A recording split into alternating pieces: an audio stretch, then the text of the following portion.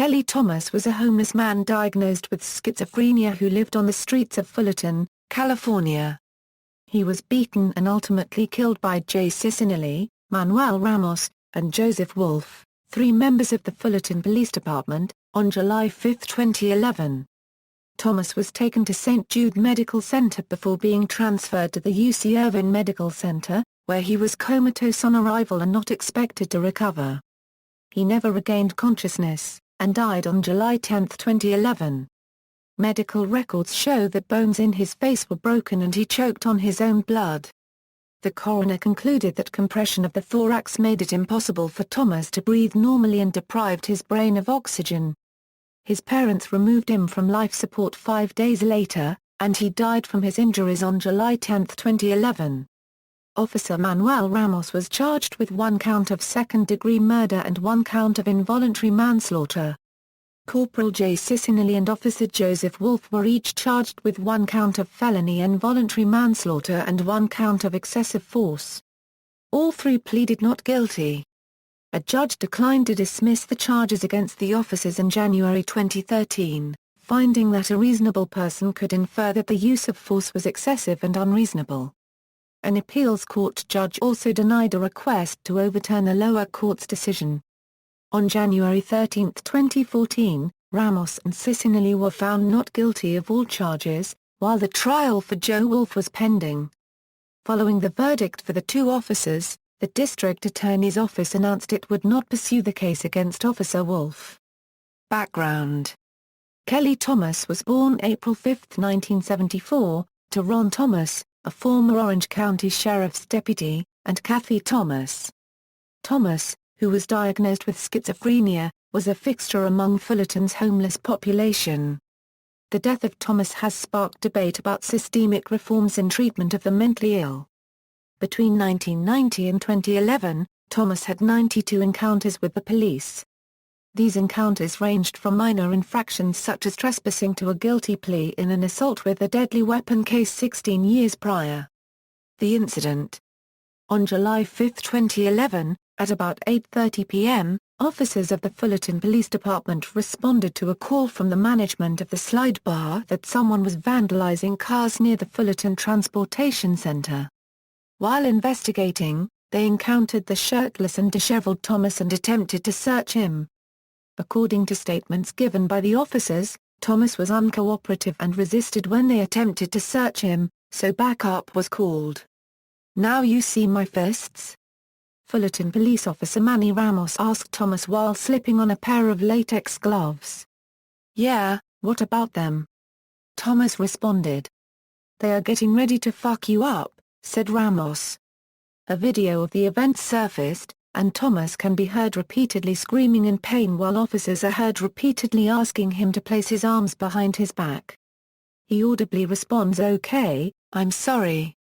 And I'm trying," while the officers stretch his arm back. The police officers claim that, unable to get Thomas to comply with the requests, they used a taser on him, and in the video Thomas can be heard screaming, "Dad! Dad!" 6 officers were involved in subduing Thomas, who was unarmed and had a history of mental illness. Thomas was initially taken to St. Jude Medical Center in Fullerton but was transferred immediately to the UC Irvine Medical Center with severe injuries to his head, face, and neck. One of the paramedics testified that he was first instructed to attend to a police officer's minor injury and then noticed Thomas lying unconscious in a pool of blood. Orange County District Attorney Tony Rackors gave a detailed account of the events during a press conference on September 21, 2011.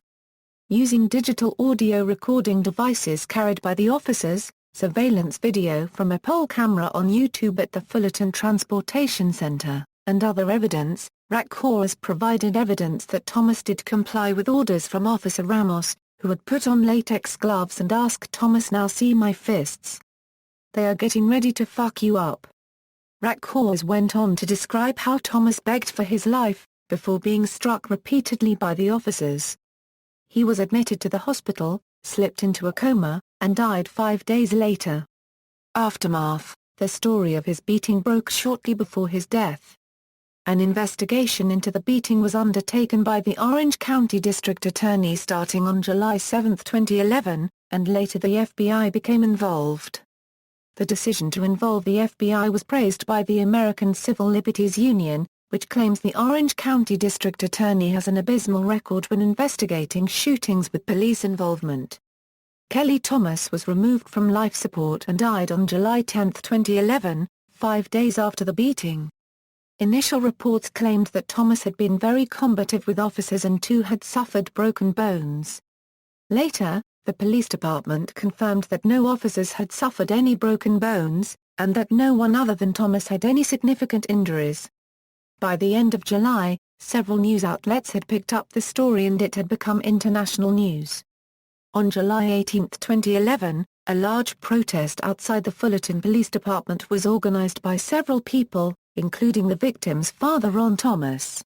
On August 2, 2011, many members of the public spoke out about the beating at the bi-weekly City Council meeting at the Fullerton City Hall. Over 70 members of the public spoke to the City Council, the vast majority of whom criticized the police. Among the speakers was Ron Thomas, the father of Kelly Thomas, as well as Kelly Thomas's stepmother. The public comment session lasted for approximately 3 hours.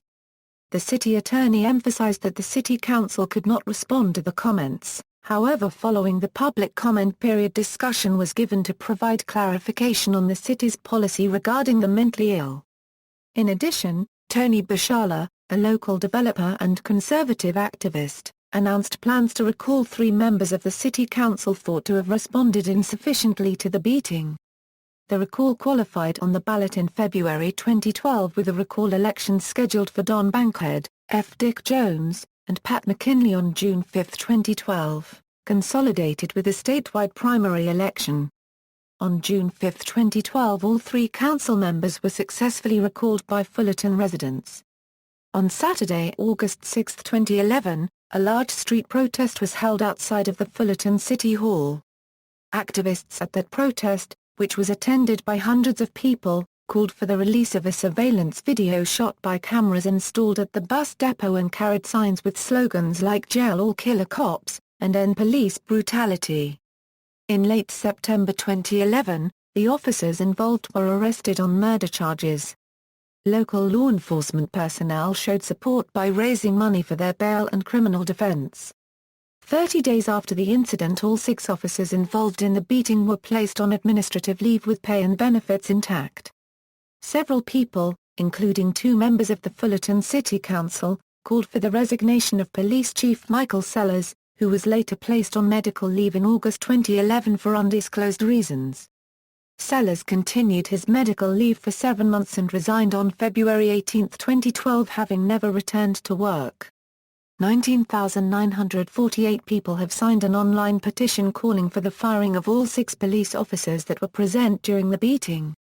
Fullerton City Councilman Bruce Whitaker later went on television stating his belief that there was a cover-up of the beating of Thomas within the police department and that the 6 officers involved in the beating falsified their reports on the incident.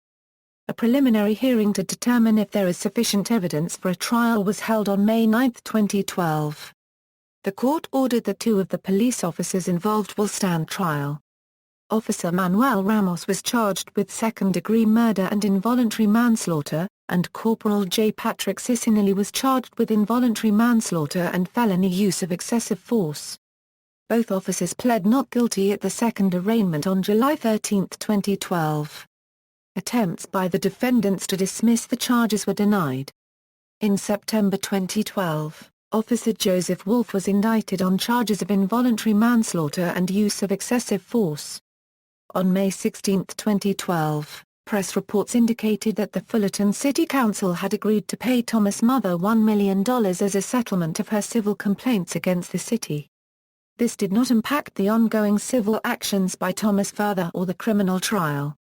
Trials for Cicinelli and Ramos were scheduled to begin October 18, 2013. But actually began on December 2, 2013.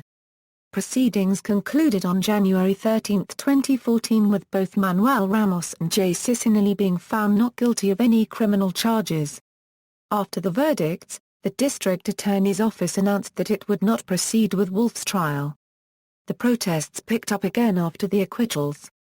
On January 18, 2014, 14 people were arrested for protesting after ignoring a dispersal order from the police. Slide bar kitchen involvement. In June 2012, Michael Reeves, a former employee of the Slide Bar Rock and Roll Kitchen, filed a lawsuit for wrongful termination against Jeremy Popoff related to the beating. The Slide Bar, which is owned by Popoff, the guitarist for Lit, was the source of the call that caused police to report to the area and confront Thomas. Reeves, a bouncer at the establishment, made statements to investigators claiming the Slide Bar had a policy to do anything necessary to keep loiterers out of the area and that his manager lied about Thomas breaking into cars when calling the police to get them to respond more quickly. He further claims that Thomas was only loitering in the area that night and not causing trouble. Soon after making statements to investigators about what he saw that night, he claims his managers were furious at him for it, and slowly started taking away his responsibilities, culminating with his firing 2 months later. Reeves also claims that Popoff wanted everyone working at the Slide Bar to act as if the Slide Bar had nothing to do with the beating of Thomas, and his refusal to echo these statements is the chief reason why he was fired. Eric Dubin, an attorney representing the Slide Bar and Popoff, claims the suit is without merit and that it should be quickly dismissed. Dubin claims that this whole thing is all copy from blogs and sold to some lawyer, and that, while the call did originate from the Slide Bar, that she, the manager, never used the phrase breaking into cars. Dubin further claims that everything in that lawsuit is 100% false, and the real reason Reeves was fired was because of a confrontation with a manager in front of customers. On June 12, 2012, Ron Thomas organized a small gathering outside of the Slide Bar to protest the false police report. Thomas and Popoff talked during the event, and Thomas later said that if the report was correct, then I have no beef but that if there are any inconsistencies then I have to do what I have to do. 1 day after this statement, on June 13, 2012, after months of denials, Slide Bar owner Jeremy Popoff stated on KFI's John and Ken show that one of his employees did, in fact, call police the night Kelly Thomas was beaten. He declined to say what the employee reported, citing the criminal investigation into Thomas' death, but said a recording of the call has been reviewed by the district attorney's office and other investigators. Popoff and his lawyer denied the claims of an anti-homeless policy during a press conference. Cause of death. On September 21, 2011, Orange County District Attorney Tony Rackhaus held a press conference to announce the results of the investigation. Rackhaus announced that according to the Orange County coroner, the cause of death was asphyxia caused by mechanical chest compression with blunt cranial facial injuries sustained during physical altercation with law enforcement. Rackhaus said Thomas died because of the force of the officers on his chest, which made it impossible for him to breathe, causing Thomas to become unconscious. He then became comatose, and died when taken off life support 5 days later. According to Rackhaus, the coroner stated that the injuries to Thomas' face and head contributed to his death. Also contributing to his death were brain injuries, facial and rib fractures, and the extensive bruising and abrasions he suffered during the beating, which left him lying in a growing pool of blood, Rackhaus said. The toxicology report shows that Thomas had no illicit drugs or alcohol in his system. Thomas was severely bleeding and struggled and pleaded, "I can't breathe, Dad, help me." The DA stated that the officers did not reduce their level of force during the nearly 10-minute assault. In contrast, Dr. Gary Vick testified for the defense during the trial. He has investigated in custody deaths for 20 years and has published studies on mechanical compression. He testified, I know he was breathing when the officers got off him because he was still talking. As far as the cause of death, unregistered trademark S not asphyxiation the defense also implied medical treatment could have played a part in Thomas's death. The prosecution dismissed these claims, saying they did not apply and their value was not great enough. Lawsuit by father. On July 5, 2012, the father of Kelly Thomas filed a lawsuit against the city and 6 officers, 2 of whom faced criminal charges. The lawsuit also names former police chiefs Patrick McKinley and Michael Sellers. The suit alleges the violation of Kelly Thomas' federal and state civil rights, assault and battery, negligence and supervisor liability among others as causes of action. It seeks unspecified damages. Criminal trial. On January 13, 2014, former Fullerton police officer Manuel Ramos was acquitted of second-degree murder and involuntary manslaughter in the 2011 death of Thomas. Former Corporal Jay Cicinelli was acquitted of involuntary manslaughter and excessive use of force. Recall election. In a landslide June 5, 2012 recall election, City Council members Dick Jones, Don Bankhead and Pat McKinley were voted out of office. Each was voted out by an almost identical majority of nearly 66%. Their replacements are, Travis Keijer, a planning commissioner and blogger for the site Friends for Fullerton's Future, who will fill Jones' term, which expired December 4, 2012. Greg Spawn, a land surveyor, who will fill Bankhead's term, which also ended December 4. And attorney Doug Chaffee, who will fill McKinley's term, which ended December 2, 2012. All were sworn into office in July 2012. Tony Bashala, a leading organizer of the Fullerton recall election, said he was seeking accountability for Kelly Thomas' death. The city's other two council members are not facing a recall. Employment termination. On July 3, 2012, Officer Ramos' employment was terminated. According to a statement issued by Fullerton Police, Joe Wolfe is no longer employed by the department as of July 16. Corporal Jay Cicinelli is no longer employed by Fullerton Police as of July 20, 2012. Anonymous response. In August 2011, the Internet activist group Anonymous demanded that the officers involved be prosecuted, the Fullerton police chief resign, and that Thomas's family be awarded $5 million in compensation. They threatened to shut down the Fullerton municipal website if their demands were not met. In January 2014, after the police officers involved were acquitted, Anonymous released their personal addresses, as well as the identities of the jurors. On January 18 and 19, Anonymous took down several websites belonging to or run by Fullerton Police and municipality. See also, List of killings by law enforcement officers in the United States, references. External links. Fullerton Stories has a brief write-up about Thomas' life, Friends for Fullerton, a blog with extensive coverage of the event, security footage of the beating on YouTube.